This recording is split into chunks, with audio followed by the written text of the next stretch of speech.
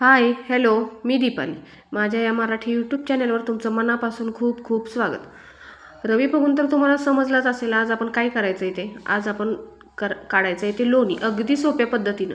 महिलांना लोणी काढायचं म्हटलं की खूप टेन्शन असतं, खूप भांडी पडतात, मिक्सरचं भांडं खरकाटं होतं, पुन्हा आपलं बीटर खरकाटं होतं आणि ते तेलकट तुपकट असतं, त्यामुळे भांडी तर खूप पडतात. पण हे असं माझ्या पद्धतीने जर तुम्ही लोणी काढलं तर अगदी कमी वेळेत 2 ते 3 मिनिटात लोणी निघेल.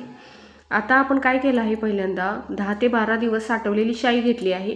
ती फ्रीजमध्येच होती. आदल्या दिवशी रात्री ती फ्रीजमधनं बाहेर काढायची, 10 ते 12 तास बाहेरच ठेवायची आणि दुसऱ्या दिवशी सकाळी आपण फक्त शाई एका पातेल्यात काढून घ्यायची. ती शाई काढलेली फक्त आपल्या जी जुन्या पद्धतीची रवी असते, लाकडी रवी बरं का, त्या लाकडी रवीनं पाणी एकही थेंब न टाकता फक्त फेटून घ्यायची. 3 ते 4 मिनटं तुम्ही फेटली की पटकन लोणी येऊन जातं. आपल्याला पाणी घालून हलवायची किंवा पाणी घातल्यानंतर जे पाणी सर्वत्र फरशी उडतं याचीही चिंता करायची गरज नाही आहे. अशा पद्धतीने जर तुम्ही लोणी काढलं तर ते पटकन निघतं. हे पाहू शकता, मी एकही थेंब पाणी घातलेलं नाही आहे, तरीसुद्धा आपलं लोणी अगदी छान प्रकारे निघलं आहे.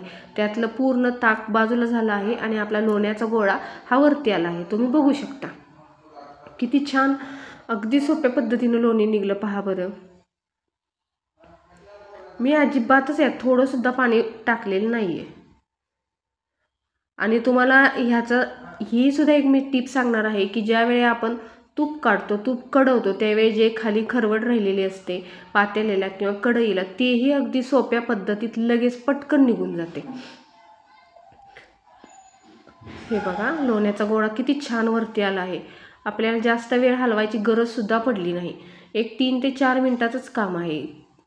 कधी कधी काय होतं की बराच वेळ आपल्याला पाणी घातल्यानंतर भरपूर वेळ हलवलं तरी लोणी येत नाही.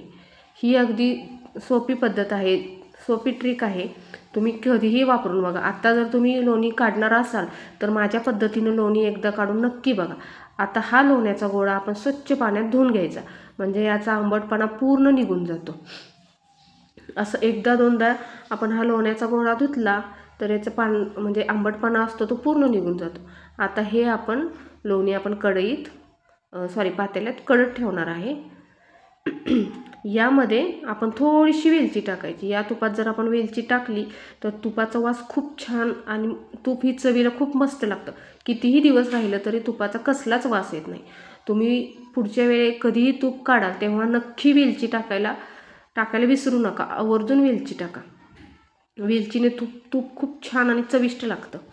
आता आपल्याला आपलं हे कडलेलं तूप आपण सर्व गाळून घेतलं आहे. आता हा जो भाग आहे याच्यावर आपण निरमा टाकायचा. हे जे कडलेलं तूप असतं त्याच्या खाली ही जी खरवड राहते ना, त्याच्यात आपण निरमा टाकायचा. त्यात थोडंसं पाणी ओतायचं आणि ते पाणी गॅसवर उकळत राहायचं. अगदी जास्त प्रमाणात उकळलं की हे बघा, ही खरवड पूर्ण निघून आली आहे. यात आमच्याकडे इथे म्हातारी याला म्हणतात, तुमच्याकडे काय म्हणतात ते कमेंट करून नक्की सांगा. पूर्ण उकळलं पाणी की ही सर्व निघून आली बघा. आपल्याला घासायला अजिबात त्रास होत नाही. तुम्हाला मी पाणी ओतून दाखवते. पातेल्यात काहीच खाली चिकटलेलं अजिबात राहिलं नाही. पटकन पातेलं निघून जातं. स्वच्छ, अगदी स्वच्छ प्रमाणात निघतं. असं तुम्ही एकदा नक्की ट्राय करून बघा. आणि तुम्ही म्हणणार या रवीबरोबर हे पातेलं का हलतंय? पण काय करणार, आपल्याकडं अजून काही कॅमेऱ्याचं स्टँड नाही आहे, त्यामुळं माझ्या हाताबरोबर ते पातेलं पण हलतंय. काय करायचं, जुगाड हा करावाच लागतो आपल्याला. आपण महाराष्ट्रीयन सर्वसामान्य महिला, जोपर्यंत आपला चॅनल स्पीड घेत नाही तोपर्यंत आपल्याला असाच जुगाड करावा लागणार. Okay, bye.